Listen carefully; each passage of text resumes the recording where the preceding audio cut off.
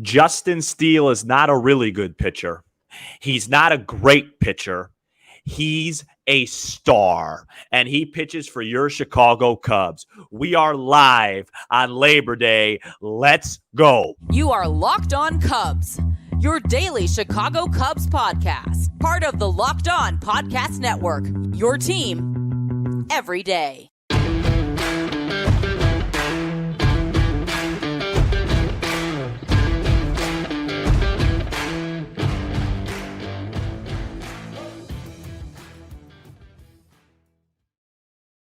You are Locked On Cubs, part of the Locked On Podcast Network, your team every day. I'm Sam Olber. Please support the show by following on your preferred audio platform, and you can watch, subscribe, and leave a comment on YouTube.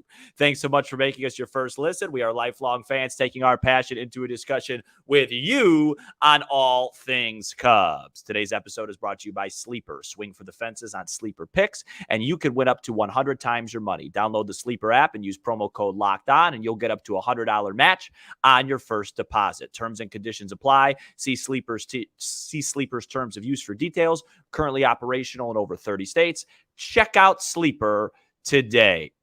Welcome in, everybody. I hope everybody is having a nice day off.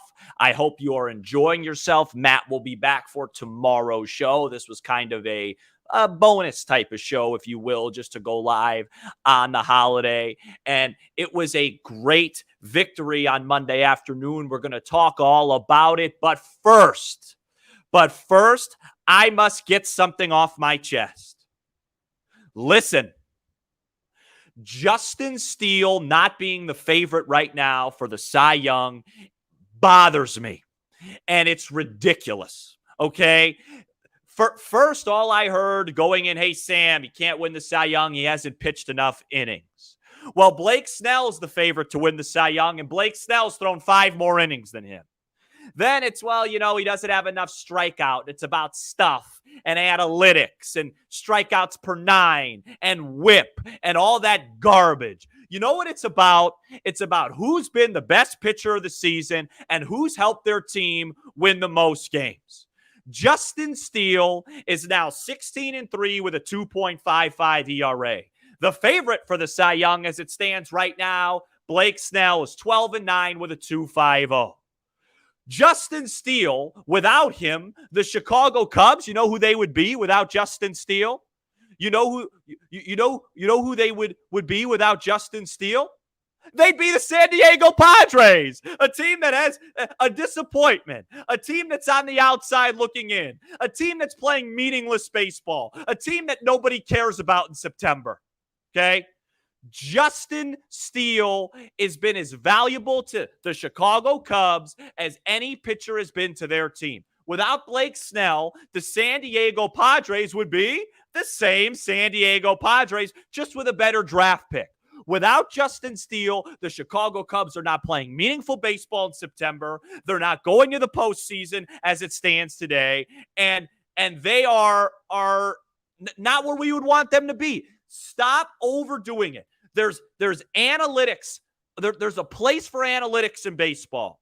There's a place for strikeouts and spin rate and pronation and all the stuff that Lance for Marquee and all these guys talk about. I get it. But there's also something to be said for the old school. When Justin Steele pitches, the Cubs win baseball games, and that's what it's about. It's about winning. He has now made 26 starts this year. The Cubs have won 19 of them. Stop it. Stop the madness. He's your Cy Young. We're moving on. As it stands today, that could change with a couple bad outings down the stretch. But as it stands today, that is our Cy Young, and he pitches for the Chicago Cubs. Now that I have that all out, let's talk about one of my favorite wins of this campaign. The Giants are coming in. Was a weird weekend for the Cubs, of course, right? A split, but one that felt like you missed an opportunity because you got walked off in back-to-back games Friday night and Saturday. And like we talked about on the show today for earlier, you control your own destiny. This Giants team is one of the teams that's on your heels. You faced a really good pitcher. That's another thing with Steele. His last two outings came against Corbin Burnes, ace of the Brewers. Logan Webb, ace of the Giants. Burnes was great. Webb was great. Steele was greater. And the Cubs just took care of business. Seiya Suzuki, man of the match outside of Justin Steele. A huge, long home run to right center to get him on the board. And then what really felt like, and it sounds crazy to say because it only put him up 2-0, but a dagger of a double late in the game in the I think it was the 7th inning to make it 2-0. He drove in those 2 runs. Cubs added on, got it to 5-0, and cruised. But, this game, it's about Justin Steele. And not only was it such a great performance by Steele, but it was exceptional in the sense that you didn't have to use Leiter, Adbert, Merriweather. A very tight 1-run game for most of it turned into a game that was kind of a blowout, and now you saved your bullets again for tomorrow and the next day. And that's something that we talked about also on today's show, how important that's going to be, because I expressed my concern over the fatigue with some of these relievers. Well, the best way to fix that is to not pitch. And they didn't have to pitch, and they won a game. So that was really huge. That was electric, man. That reminded me of Lester and Arrieta and Hendricks in like the 15, 16, 17 range where, you're on the edge of your seat, just watching a guy pitch, watching him do his thing. It was exceptional to watch. And, the Cubs continue to be in a good spot. They play tomorrow and Wednesday against the Giants. And, now they only have to really win one of the next 2 games, but you might want to get greedy with Hendricks and Wicks going. And really, before I get kind of carried away with everything, and we'll answer some questions a little bit later on, I kind of was just joking around in the setup today because I just felt like, what else is there to talk about besides for Justin Steele? But I want to get this in before I forget. Marcus Stroman threw a bullpen, and as of right now, it sounds like it went really, really well. And if that's on track with when most people start throwing bullpens, you're looking at a guy that should be back in a couple of weeks. And if you get him back and you're running out Steele, Hendricks, Wicks, Assad, and Stroman, these concerns that we had about the starting rotation about a month ago turn into the exact opposite, and that becomes the backbone and pillar of your ball club because those 5 guys are really, really pitching. And I know Marcus Stroman has had his ups and downs, but we all could agree we'd rather see him out there, even if it's 85, 90% of himself, than what Jameson Taillon has been, illustrating lately on the bump for the Northsiders. So this is starting to shape up really good. Keep winning ball games. It was one of those games, if it wasn't super hot, maybe Steele tries to go out for the 9th, but you're in a pennant race. It's really not about that. It's just about winning. And I just think right now, it is a joke to think that anybody else should be the winner of the Cy Young. Maybe I'm being a little bit lazy. Maybe I'm being a little bit biased because of what it is. But I just the sport is about winning.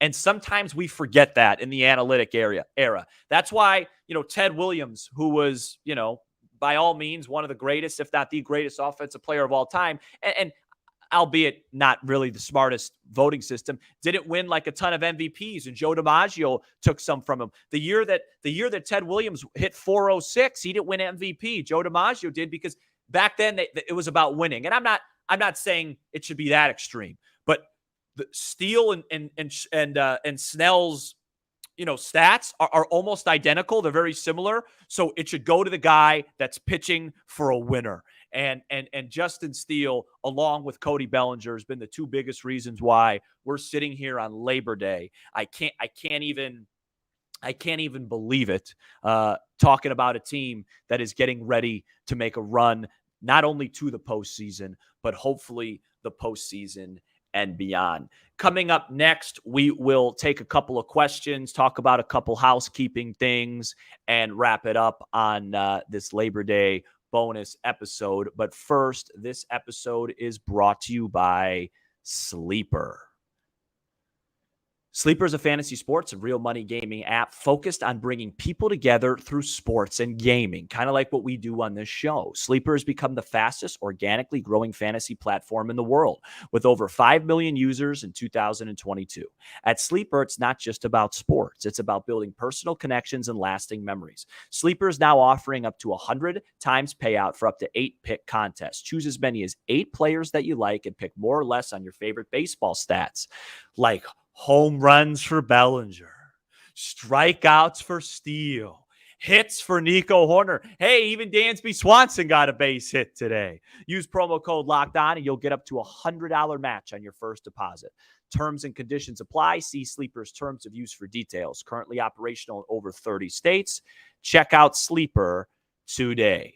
The Cubs play the Giants at 6:40 p.m. on Tuesday, and you can listen to every pitch with the Cubs hometown broadcast on Sirius XM. On the SXM app, search Cubs or tune into channel 844 and catch the Cubs on all season long on Sirius XM. We are back here on Locked On Cubs, and I am here to talk to you guys a little question, little answer for a little bit. Before I get to that, let's talk a little bit of housekeeping. Still haven't quite figured out the whole Alexander Canario thing. I did think about it, and I want to give credit to this person who had a great. He covers the Cubs minor leagues. I think his name is Brian Smith. I hope I have that right. He had a great thread today on the Alexander Canario situation, and did make things a little bit more clear, where he kind of was insinuating, hey, this is a guy that got hurt, and this promotion was more about rewarding him than actually getting him plate appearances. But he did admit it's still odd that he didn't get one at bat the whole weekend. I'm kind of in the situation, guys, where those stories, albeit very perplexing and weird, I only want to discuss it if it's affecting the wins and losses, where I felt like on Saturday against Andrew Abbott, he would be a better matchup for Abbott than Christopher Morel or Patrick Wisdom. But now that that's done, I'm going to kind of move past it, because it's time. It's just about winning. Like, if the Cubs won this game 1-0, I know we would all come on here and say, hey, man, where was the offense? It's like, who cares? This was a playoff game. This was literally, if you played the Giants in the postseason, which isn't unforeseeable, this would be the matchup in game 1. It would be Justin Steele versus Logan Webb at Wrigley Field, and we just saw it play out, where Logan Webb was really good, Justin Steele was better, the offense was just good enough. And so that's what it's about right now. In postseason baseball, when you're facing Burns and Woodruff and Webb and Abbott and a lot of these good pitchers, you're not going to hang up 9-10 runs on them. That's just not how it works. If that's how it worked, they wouldn't be in the postseason. You got to pitch. You got to play defense. You got to have your bullpen with a lot of energy at its best. And then you got a timely hit. Just get enough hits to win baseball games. And that's how you advance in the postseason. So we'll see what happens with that. Let's go with some questions. Let's go with some comments. We got about 5 or so minutes, and then we will get out of here on this Labor Day. Hope people are doing something. I know it's hot outside. Get a barbecue in. Don't do what I do on Labor Day, which is after this get in work mode on Tuesday. It's not Tuesday yet. So enjoy the rest of your day. The Cubs are playing postseason baseball, and that's really fun. All right. Let's see. Let's take some questions here. Chris, Sam, off topic from today's great day. Do you give Tyone his next scheduled start? If not, who do you go with? Chris, that's a tremendous question. I think he'll probably take his next scheduled start. But when Marcus Stroman is available to come back, whenever that is, hopefully it is in a couple of weeks. That's purely speculation for me. No inside information. Don't want to create expectations for Stroman that may not be there. But if and when he does come back, I do think Tyone will be the one to go. And then the Cubs will have Tyone, Smiley, Wisniewski all in the bullpen, and will all be used as innings eaters. I just don't think right now, with the current bullpen situation, the Cubs can afford to go with like an opener every time Tyone pitches, or take him away from at least being the bulk guy, because they're very they have to be very aware of who they use and when they use them. And that's why I thought Ross did a nice job on Monday. Once that got to be 4-5-0, go to Quas. Stay away from Adbert, stay away from Merriweather, and definitely stay away from Leiter. So let's see. A couple more here. Plenty of more here, actually. Brian, you made a point in today's show that I agree with. If this team gets the Dodgers, they will give them problems, and maybe we'll get to the NLCS. Yeah, Brian, I try and not look too far ahead, which I'm not very good at, as most of our everydayers know. I always am looking ahead. However, I just feel like, if the Cubs can get themselves the Dodgers in the DS, I just think they have a much better chance against them than they do against the Braves. I just think that as good as the Cubs pitching is right now, having to get 27 outs against that team 3 out of 5 games just seems like a very daunting task. But I think it's important that we don't talk too much about that right now because we're still in a race to get there. And if you told me, hey, Sam, give or take right now, would you just play the Phillies in the first round of the playoffs and then get the Braves next? Yeah, I would take that. I just want to make the playoffs. I just think that would be such a tremendous accomplishment in this season, considering where things were early in the year. So I don't want to get too far ahead, but yes, Brian, I do think the Cubs match up much better with the Dodgers. Goro disagrees. He says we match up much better with the Braves, the Dodgers. Fine, that's you have your opinion. I've been wrong plenty on this show. I didn't even think Justin Steele would make a great starter. I thought he was more a good starter reliever, and here I am ranting about him being the Cy Young. So if we go off of everything I said, we'd be gone a long time ago. So feel free to disagree with me. That's where I'm at. Here's a good one from Ty. I think it was Ty. Oh no, JM. JM says, are the Phillies the scariest matchup for the Cubs? I think in a 3-game series, out of the teams that are you could play, I'd like to play them the least. They have the most experience. They have some dynamite hitters. I think Steele actually matches up with them fine. And I think he shut them out earlier this year because he'll neutralize Schwarber, he'll neutralize Harper, but they're just tough. I mean, they have hitters all over the place, right? You have, Schwarber's dangerous with the homers. Turner's heating up. Castellanos, Real Muto, Bohm, Harper. And then they run out Wheeler, Nola, Suarez, Lorenzen. They have that experience. They're just a tough team. I just think they're significantly better than any of the Giants, Diamondbacks, Marlins, Reds. And I even though pitching wise it probably doesn't make sense, I'd rather play Milwaukee than Philly, especially in Philly. But that's my opinion. I don't know. Here we go. Here's one. 6x6 says, does Madrigal deserve to be in the daily starting lineup? I don't know. I don't know how Ross thinks. All I know is that when Nick Madrigal's been out there, he's been excellent. He has been by far their best defensive third baseman. And when I say by far, I mean by a country mile. And I'm glad you brought that up because I want to say this. What he's doing right now at third base is I almost think underappreciated. This is a guy that's a lifelong middle infielder that does not, and I'm going to say it again for emphasis, does not have a third baseman's arm. And he has went in and in order to save his job and make himself valuable, has figured out not only how to play the position at an adequate level, but in his own way, play it at a very much above average level. And the way he takes those little choppy steps towards first base to get the job done, things like that. I give Nick Madrigal a lot of credit. And a lot of people, used to get on me in the offseason because I just wasn't a huge fan of what he brings to the table. This is what I always envisioned when he was going to help offensively, a guy that could just get timely hits. His rate stats are never going to wow you because he doesn't walk and he doesn't hit for power. But if he could hit in the upper twos, get clutch hits, and play this type of defense, he's a very valuable player. And with Christopher Morel struggling the way he is, and now Bellinger, by the way, apparently dealing with some, quote, bumps and bruises, and he's been DHing, you need someone to play third, and he's extremely valuable. I know that doesn't answer your question. I don't know. The Cubs have so many guys. I guess technically if Tauchman's in center, Bellinger's at first, he's not going to make the lineup over Candelario at third, but I definitely think he is an integral part of what the Cubs are doing right now and deserves to be that.